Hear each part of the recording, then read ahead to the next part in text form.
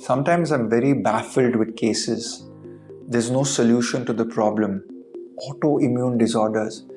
Most of the patients that go to a doctor and they cannot find a cure to their condition, sometimes we hit the dead end, which is doctor says this is an autoimmune disorder and your next question is, but why do I have it?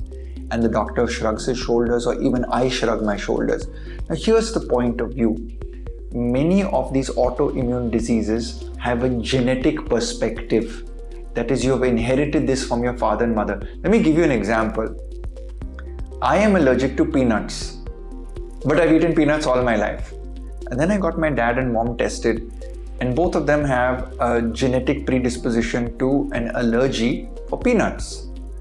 So somewhere in our ancient chain of people ate peanuts so much that it caused allergy, but in subsequent generations, it doesn't manifest itself.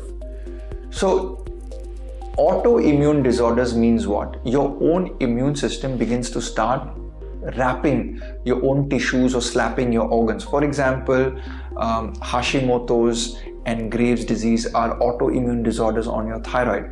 So the immunology says that it is your own immunity or immune system. So there are proteins that are coded by the genes. Genes is the software in your body. So when the software is corrupt and produces the wrong proteins, those proteins go and interact with your body and may create disease conditions.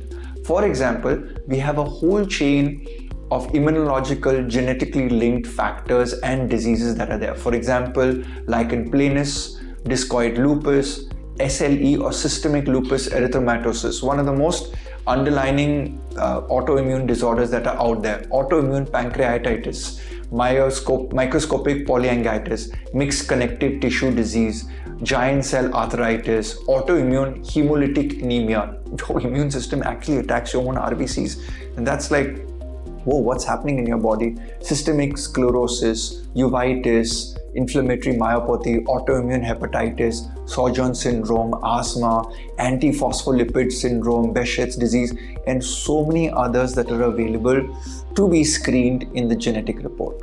So if you're hit a road map of a dead end, I would say that in addition to the nutrition gene test, if money is not an issue, please do the entire DNA profiling. For the cost of a luxury mobile phone, you can get the DNA printing of your entire disease pathway done. And I think this is crystal ball gazing into your future. So from the perspective of immunology, if you have the sensitive genes towards any one of these diseases featured in this report, then the function of the dietitian would be to look at the food intolerance report, the microbiome report, to remove maybe external triggers that would action upon your genetics, right? So if you know your body is a little bit of a delicate darling in a certain department, you don't slap up the department with alcohol, with tobacco, with food from outside which is made with very, very high inflammatory oils, refried oils, foods that have high pesticide. For example, when you go to restaurants and all, they don't wash the rice and remove the 95% of the pesticides on it, right? So from that perspective, I think the immunological function is more a careful crystal ball gazing into how delicate your body is, which system is being attacked, and then how do you make reparations or treatments to your diet, to your sleep, to your exercise, to your meditation, to even the air that you breathe, so that your immunity system is not agitated from an external environment point of view. When you have a genetic difficulty, it is in a docile and you're taking good care of it. So this would be my solution to maybe some of the problems that you have, is to get this screening done and then go from there with your nutritionist and your doctor and see if you can get a better perspective into managing your autoimmune or immunological conditions.